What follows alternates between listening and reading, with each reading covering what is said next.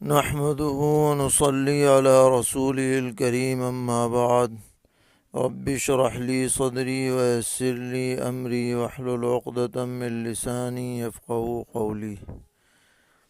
دینی رہنمائی کی مجلس نمبر 281 میں سبھی سامعین کی خدمت میں السلام علیکم ورحمۃ اللہ وبرکاتہ عرض ہے۔ آج کی مجلس کا پہلا سوال یہ ہے کہ کیا یہ حدیث صحیح ہے کہ اگر کسی بندے سے گناہ ہو جائے اور دوسرا شخص اس کو شرمندہ کرے اور عار دلائے کہ تم سے یہ گناہ ہو گیا ہے، تو اس کی سزا یہ ہے کہ اللہ تعالیٰ اس عار دلانے والے کو دنیا ہی کے اندر اس گناہ میں مبتلا فرما دیتے ہیں جس کی اس نے عار دلائی تھی۔ جواباً عرض ہے کہ ترمذی شریف میں ایک ضعیف روایت ہے جس کا نمبر ہے 2505۔ اس میں نبی اکرم صلی اللہ تعالی علیہ وسلم نے ارشاد فرمایا کہ من عیر اخاہ بذنب لم یمت حتی یعملہ، کہ جو آدمی اپنے مسلمان بھائی کو کسی گناہ پر عار دلائے تو یہ عار دلانے والا اس وقت تک نہیں مرے گا جب تک کہ وہ خود اس گناہ میں مبتلا نہ ہو جائے۔ اور اس کی تشریح کرتے ہوئے محدثین فرماتے ہیں کہ یہ اس شخص کے بارے میں ہے کہ جس نے گناہ کر کے توبہ کر لی ہو اور توبہ کے باوجود دوسرا شخص اس کو عار دلائے۔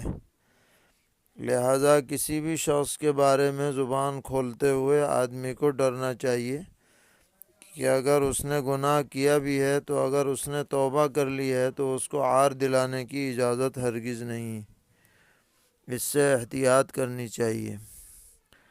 سوال یہ ہے کہ کیا انسان مٹی سے بنایا گیا ہے یا پانی سے؟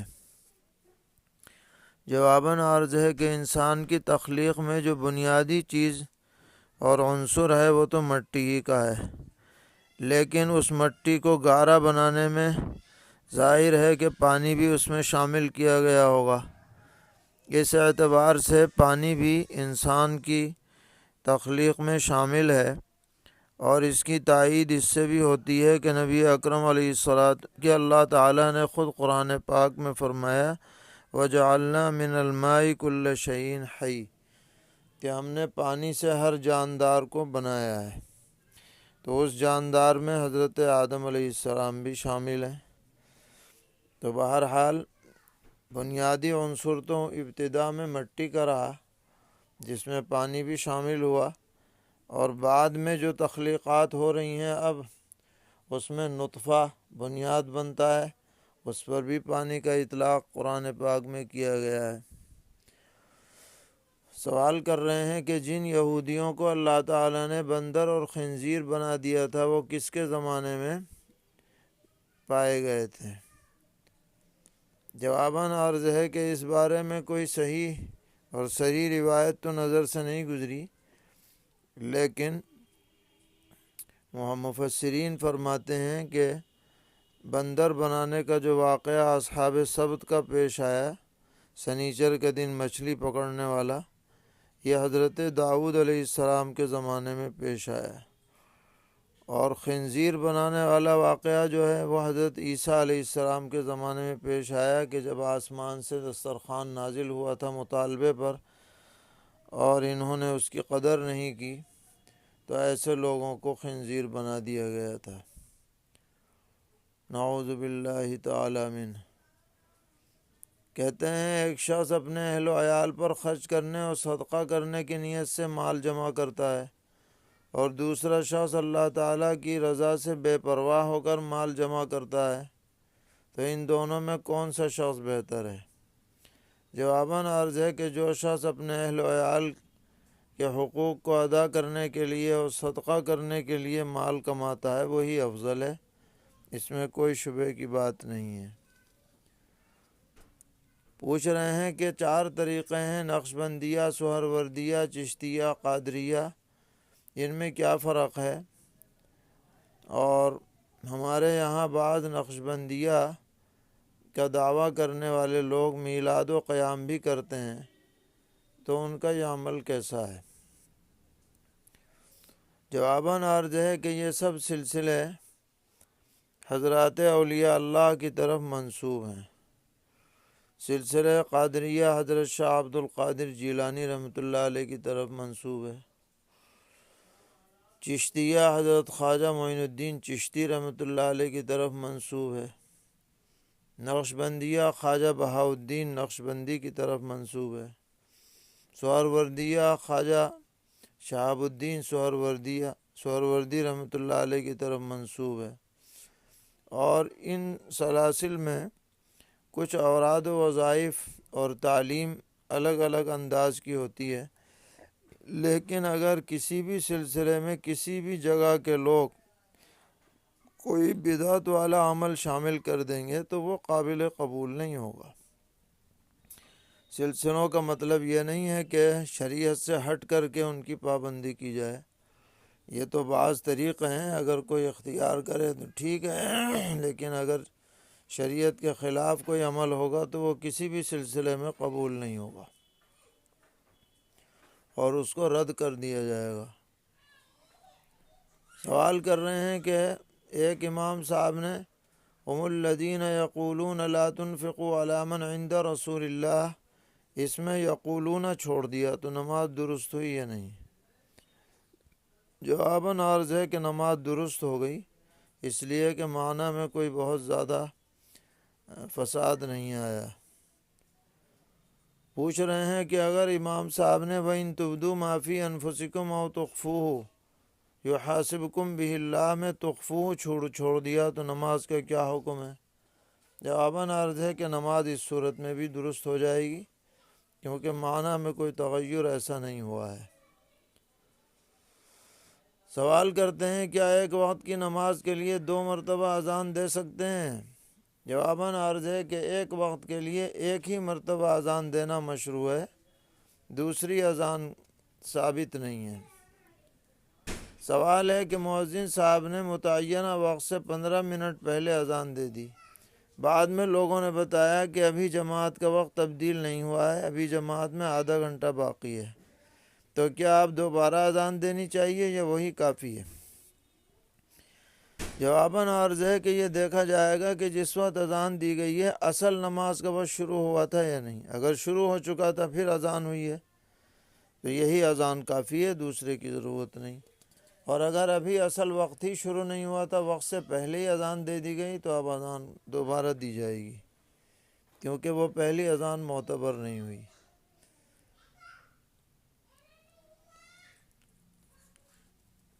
سوال کر رہے ہیں کہ میں نے اپنی بیوی سے کہا چائے بنا دو، اس نے کہا ابھی نہیں بنا رہی۔ میں نے کہا آگے جا کر حساب بھی دینا ہے، اس نے کہا جو کچھ ہے جیتے جی ہے، جنت جہنم کچھ نہیں ہے۔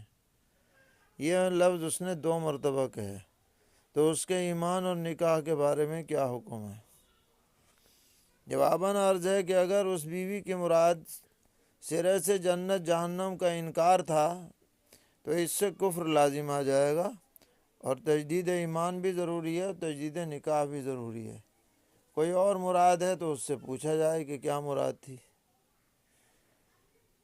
پوچھتے ہیں ایک شخص نے اپنی بیوی کے بارے میں اپنے ہمزل سے کہہ دیا کہ میں اس کو خلا دیتا ہوں، اور اس نے یہ کلمات 3 مرتبہ کہے، تو اس کے لیے کیا حکم ہے؟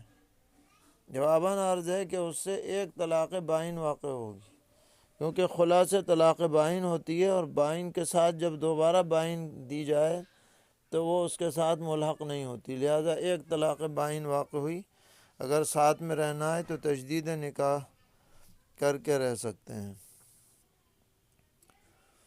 پوچھتے ہیں بینک سے حاصل شدہ سود کی رقم انکم ٹیکس میں دینا کیسا ہے؟ جواباً عرض ہے کہ جو سرکاری بینک سے سود حاصل ہوتا ہے اسے انکم ٹیکس میں دے سکتے ہیں، اس کی مفتیان کرام نے اجازت دے رکھی ہے۔ سوال ہے کہ ایک صاحب کو زندگی میں پینشن ملا کرتی تھی، اور زندگی میں وہ پینشن ان کے اکاؤنٹ میں جمع ہوتی تھی، اب ان کی وفات ہو گئی ہے اور وارثین کہہ رہے ہیں کہ ہم پینشن اپنے استعمال میں نہیں لانا چاہتے، تو کیا اس رقم کو مسجد میں لگا سکتے ہیں یا نہیں؟ جواباً عرض ہے کہ یہ پنشن کی جمع شدہ رقم وارثین کا حق ہے۔ اگر وارثین سب بالغ ہیں اور بخوشی مسجد میں دینا چاہتے ہیں تو دے سکتے ہیں، مسجد میں استعمال ہو سکتی ہے۔ سوال ہے کہ امام صاحب جمعے میں اللہ اکبر کی با کو کھینچ رہے تھے، اللہ اکبر کہہ رہے تھے، تو کیا اس سے نماز فاسد ہو جائے گی؟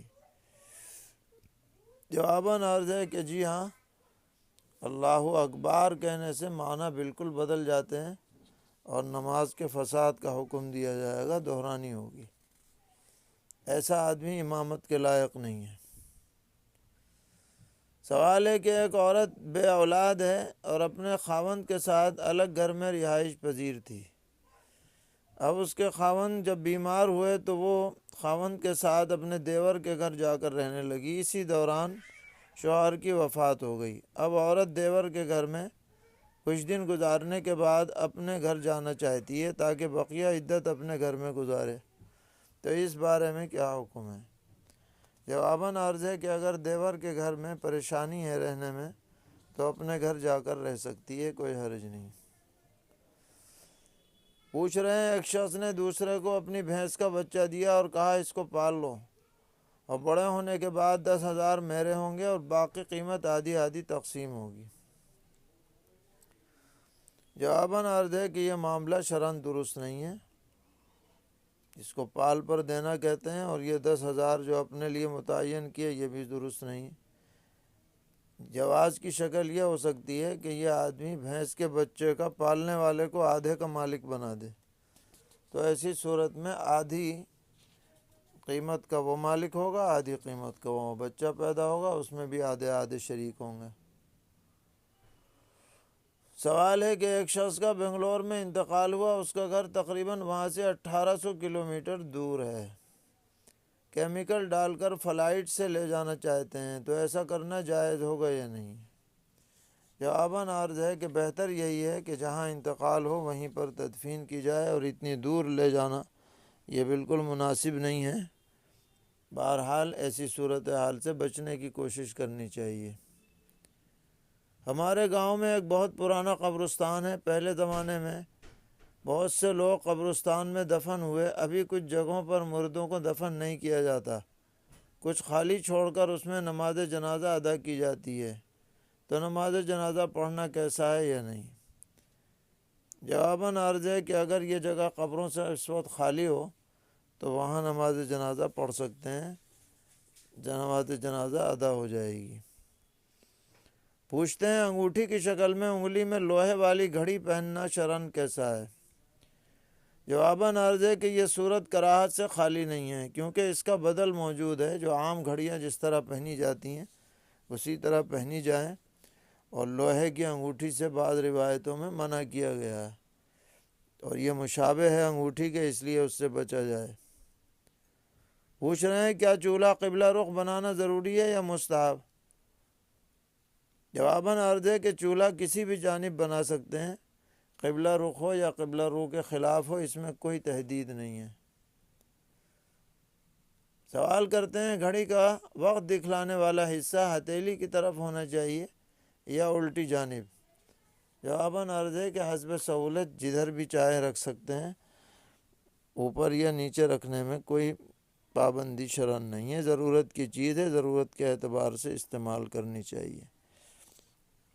اللہ تعالی ہم سب کو دین پر استقامت عطا فرمائے، ہر طرح کے شرور سے محفوظ رکھیں۔